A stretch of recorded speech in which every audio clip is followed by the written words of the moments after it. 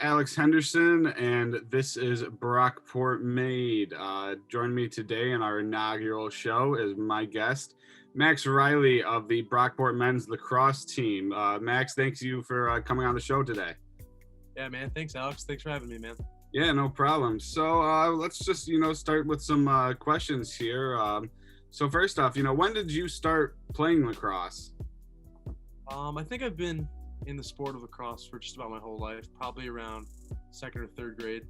It's kind of a family sport, and all my older siblings and my older cousins have been playing it for a while, so I guess I just kind of got wrapped into the game. Nice. So, that kind of goes in the question. So, what got you into the sport of lacrosse? Like I said, my family definitely played a big role in that. My dad played lacrosse. All his brothers played. The family business is actually involved in the sport of lacrosse, so kind of my whole world growing up was anything and everything lacrosse. Nice. It's kind of, just jump around here. What's your favorite show to binge watch? Oh, wow. Yeah, we're just kind of going all over the place here. That's what the show is. Well, recently I just finished Breaking Bad because all my roommates told me I had to watch it, which I loved. But I think anything Star Wars I'm definitely a big fan of. So The Mandalorian was probably top of my list. It's a good one. I see you got the Star Wars flag in the background. Nice. Yeah. I got a couple things scattered throughout the room. Awesome. Going back to lacrosse here, what is your pregame routine? Are you kind of the guy who has routine and is superstitious and does the same exact thing, or do you kind of like to mix it up between games? I think everything I like to do is fun. So whether that's getting the team riled up, playing some music, I love food. So I'll definitely be snacking before the game. Probably my only pregame ritual, I would say, is the eye black, man. I mean, we take it pretty seriously. So I spend a good 15 minutes trying to figure out what kind of eye black I'm going to put on. I get in my zone, put my headphones on, figure that out. And yeah, that's kind of what I do before the games.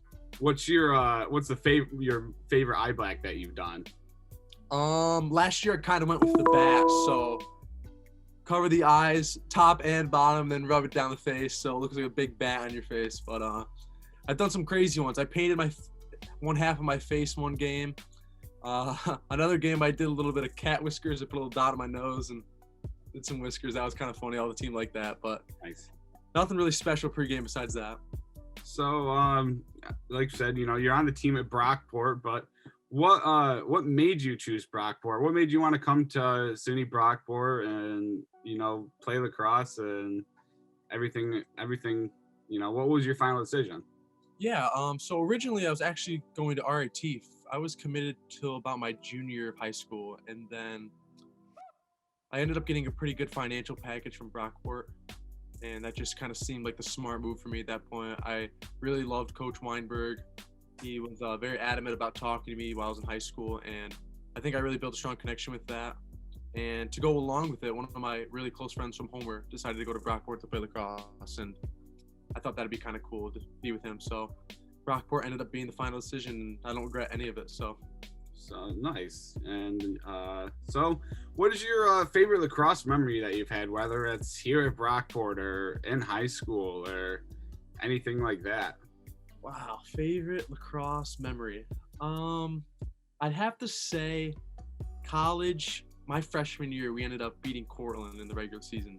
That was kind of the first time Brockport's beat them, I think, ever, if I had to guess. And they were nationally ranked, and to see all the team and to hang out with the guys after was a pretty special moment for me, just to realize hey, we're a legit team. This is a legit program, and I was a part of it. So I can't really complain. That was probably up there for one of my favorite moments. And not only that, but I mean, it's got to be, a little bit nice considering that you are from Homer, New York, which is just north of Cortland. So yeah, you kind of got to go and beat the hometown team. And, has anybody that you knew went there? Was that well received, or how did some people take that? There were 6 players on that team that went to my high school that I played with. One included my older cousin, Dean, who we're very close with. So being able to see him and talk to him after the game was kind of funny, but it was a rough one for them. That's all I'm going to say. They did not take it very well. Yeah. No, and I mean, speaking of, you mentioned family here a few times, and One of the interesting things that I find here is your brother. You have a twin brother, Jake, right? I do. And Jake plays lacrosse at St. John Fisher, right across the other side of Rochester. I mean, growing up, you guys have played on, same teams, I'm assuming, your whole life. What was it like playing against your twin brother for the first time and from there on out? Well, like I said, there's always going to be competition between me and my brother Jake. It was kind of cool being able to be able to play against him. I got to play against him my freshman and sophomore year. Obviously, last year things were different because of COVID, but I think they're really special moments to me. Especially being able. I think both of us actually ended up playing my sophomore year, so we both got to play against each other on the field. Even though Brockport hasn't got a win yet against them, but it's definitely a special moment that I'm gonna remember. Well, we're hoping that this upcoming spring season, we'll be able to get that win for Brockport against them. So. What is your favorite post-game meal after the game? What's your go-to? So you could probably ask any of my friends or my roommates. I eat like a fifth grader. I don't have the most diverse diet, so I'm a big avid fan of Dino chicken nuggets in the air fryer. So throw a couple of those bad boys in there. Maybe even like a full Wegmans pizza. I love to eat. I love food. So what's the side? Barbecue, ketchup? What are you getting with those Dino nuggets? Ranch. I don't know. I've been kind of into ranch lately. So okay. Nice. Some hot sauce. Yeah, good choice. What is one thing that you couldn't live without? One thing I couldn't live without in general? Yeah, just in general. Like if you had to choose one thing that you could not live without for the rest of your life, what would it be? Well, to get all sappy, I probably couldn't do anything without my friends.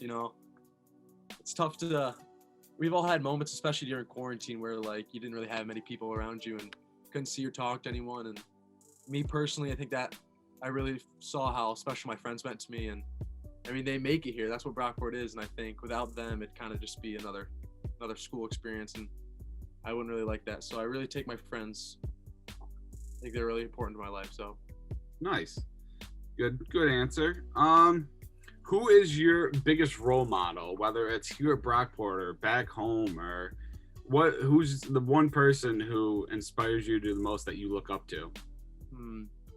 Probably my dad, just because, I mean, it wasn't easy dealing with myself, my twin, and my little sister growing up. And he definitely did everything he could to make sure that we had the best life growing up. And I mean, it truly was, to be honest. So everything that he did for me, everything that he does, I kind of look up to. So he's a pretty big role model in my life.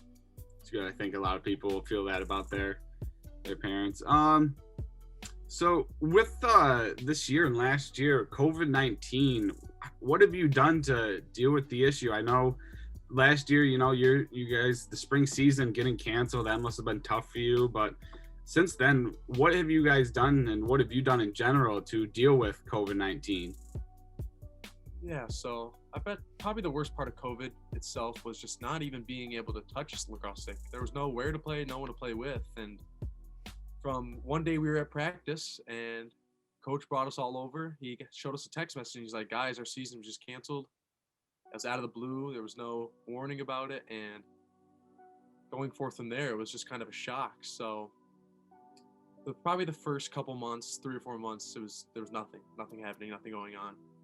Obviously, when cases started to drop and protocol was starting to come into play, we were luckily able to have a fall ball, and we were pretty lucky for that. I think a lot of teams weren't together, so all really it is working out every day, spending time with the team, trying to keep that bond close, and obviously keeping the lacrosse stick in our hands, because especially if we play in the spring, it's going to be very difficult for us to just come and play with little time, depending on how many games we have. So I think the whole team is pretty invested in continuing to work on their stick skills, staying in the gym, and being ready to come whenever they give us the call. So good, yeah, and hopefully, this spring season we'll be able to get there. So going kind of off that, what is your greatest accomplishment that you've had? Whether it's not even have to be lacrosse related, just what is your biggest accomplishment in general that you've done in your life that you can say, wow, I can't believe that I did that? Yeah, biggest accomplishment. I take pride in my academics. I mean, high school, I kind of went by. I did the best I could, and I didn't really think much of it just because I was trying to live in the moment. And I got to college, I realized like this is a big deal. So I take pride in my academics, and I've made the dean list every year at Brockport. I think I've made the honors dean list like 5 times. So that's something I take pride in, and I like to share with people because I work hard for it. You know, I spend my days during the week, and I really invest in my schoolwork. So I can spend time with my friends on the weekends and obviously focus on lacrosse, but I take pride in my schoolwork, and I think that goes to show with my Dean's List honors. Yeah, I mean, they, student before athlete, so right. big pride that's people should take in. So, speaking of academics, who's your favorite professor that you've had here at Brockport, whether it's a professor or a class that has just really stuck out to you and just something that, inspired you or, you really captured? My favorite teacher. Wow. That's a tough one. Well, I'm going to feel like garbage if I don't mention at least a few, because I know some of them work in the athletic department. You're good. Coach Pike, the volleyball team. I took advanced volleyball with him. And the class itself might not have been that draining, but I don't think there was any teacher that was just more invested in what he was doing, because obviously he loves volleyball. And to be able to go to his class every day and see how passionate he was about everyone learning the sport was pretty cool. Professor Chesbro, who was in the communications department, I had dynamic professional speaking with him. And that man made me laugh every single day. He just loved to teach. And I think that's what a lot of students are drawn towards, professors that really just love to teach students. Those two really stick out in my head. But there's obviously Brockport, there's a ton other professors that I really bonded with, and I had a really good semester with, and I hope to continue to have that bond with them as I go on. Yeah, no, that's good. I mean, speaking of Pike, just recently announced SUNYAC all-decade coach of the decade, so shout out goes to him. Yeah. But kind of going off that, and with academics and school and lacrosse, SUNY Brockport, we're a Division III college, and I know you mentioned RIT and some other schools you thought of, but why choose a Division III school over a Division I school? What would be something that not only you, but advice that you might give to somebody else looking at different schools? What would your advice be there? Yeah, so I think lacrosse itself is already a growing sport in the world, and every year it's getting more difficult to get into a D1 program. Not like other schools, like where basketball, you have to truly be one of the top prospects in the country to go to Division I. In the past, lacrosse, I mean, most kids used to go D1. The D3 schools were not really talked about much, and obviously now, 2021, the D3 schools are truly showing their potential, and it's getting tougher and tougher to get to D1. And I think in high school, a lot of players have to make that decision whether, hey, do I go to a Division III school and get the opportunity to play more, or maybe I go to a Division I school, sit the bench a little bit more, but be on a winning program. And honestly, for me, it was more about the school itself. I mean, don't get me wrong, the lacrosse program was something important that I thought about, and that was definitely a drastic decision. But if I didn't like the school itself, I wasn't going there. And I ended up loving Brockport. The program itself was up and coming, and I always had that in my head that maybe I had the opportunity to play more if I go to a Division III school. So I think that's something that we all make. I know all my colleagues had to make that decision, and so now I'm here. And we're glad to have you here. So at college, those are kind of, you've talked about your goals and your accomplishments, but after college, we'll kind of go off in these next two here, but what is your goals for after college?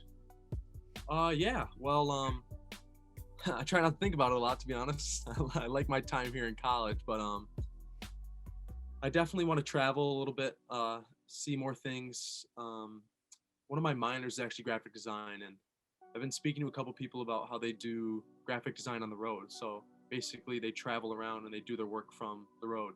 I think that was pretty cool.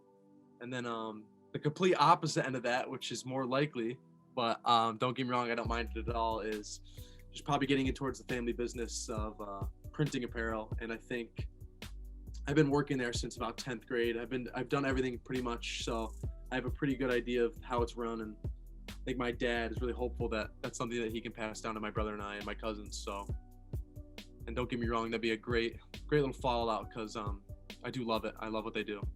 Now, I know you speak about you working for your dad's company and your business as a possible job, but if you could choose any job in the world after college and put everything aside, put money and everything aside, if you could choose one place to work at, what would you do and what would your dream job be? Wow. I would love to work with social media for a professional sports team. So running all their art, all their social media pages. I think that's something super cool. Like whether it's football in the New York Giants, I'm a huge Giants fan, or even the new Premier Lacrosse League, which is the new professional lacrosse league. Somehow getting in there with art and social media, I think would just be one for the books, because obviously I can stay in the sport, and that just seems so cool to me. Yeah, no, I mean, that definitely sounds like a good job.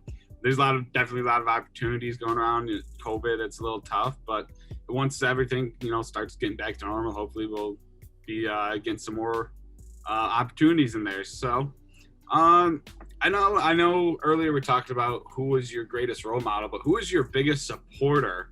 Who is the one person who is always there for you, always shows up at your games, or is always there egging you on, cheering you on? Who would that person be in your life? Yeah, well, I mean, I think the obvious answer is my parents, and like I said, I've talked a lot about both of them, and I think they're truly invested in my life, and they're always there for me. They're always there to support. But maybe to spice my answer up a little bit, my high school coach, Tom Cottrell, he was my varsity lacrosse coach, and obviously in high school, he's always there to support us and really follow us and try to push us to become better. And because he knows it's the midway, it's the stepping block to college. And but since then, I mean, he has done whatever he could to get us college kids playing in the off season, whether it's setting up clinics in the wintertime or the summer in Homer, or just sending us a text message like, hey, would you guys want to be at the turf to play pickup on a Saturday or Sunday? And just him keeping us involved in the sport, I think, is just truly shows his support towards us. That's good. And then, so with that, you kind of talked about in high school, he always pushed you and wanted you to do everything. But how did you handle that actual transition from playing high school lacrosse and high school sports to college athletics? How was that transition for you?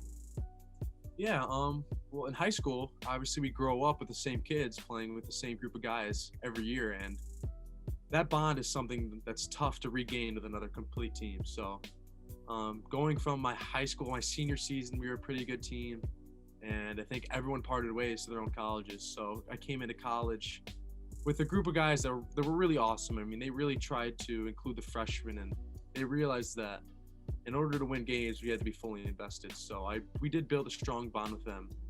And you also had to realize coming in that, I mean, some of these guys are 21, 22 years old. They're grown men, and they've been at this program for 3 or 4 years, some of them 5 years. And you can't just come in with the mentality that you're the best player and you're there to play, because all of these guys were the best player in their high school team too. So it was cool to get in there and get that bond going, and being able to play with guys who are all very good at the sport, and finding your niche and finding where like your best spot is, I think was important, and I have no regrets so far.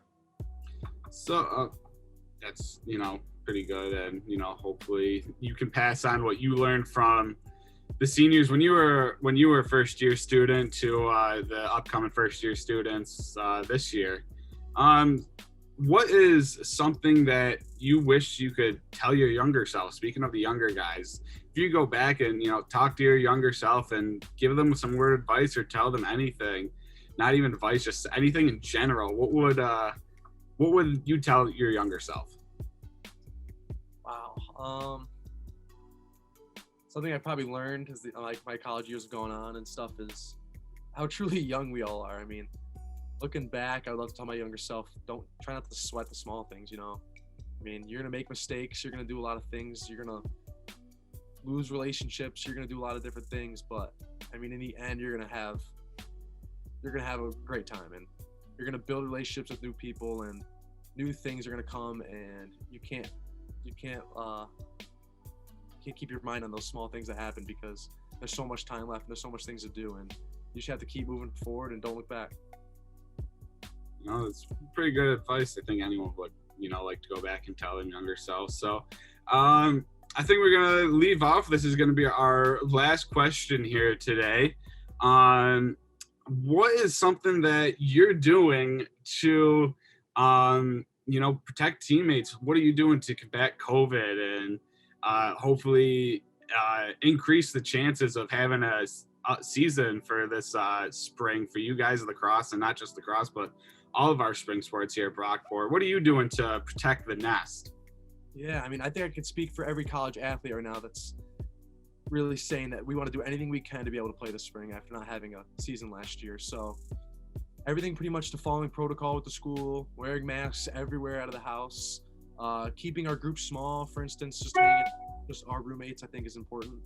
And when it comes to playing, I mean, you got to wear a mask, you got to wash your hands. You got to do the little things that they keep telling us. That I know it's annoying, and we've been hearing it for almost a year now, but it's really the only way we're going to beat this thing. And hopefully with the vaccinations and the numbers dropping, our season will be hopeful.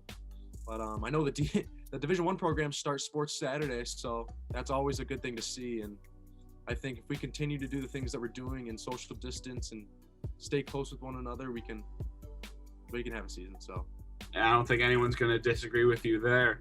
Thank you for coming on the show today, Max. That's all we have for you today. Appreciate you coming out and answering these questions for us and being our first inaugural guest here at Brockport Made. Good luck to you and the Brockport men's lacrosse team this upcoming season, and can't wait to have you back out on that field. Sounds good, man. I hope you have a good day. All right. Thank you. You too. Have a good one. Bye.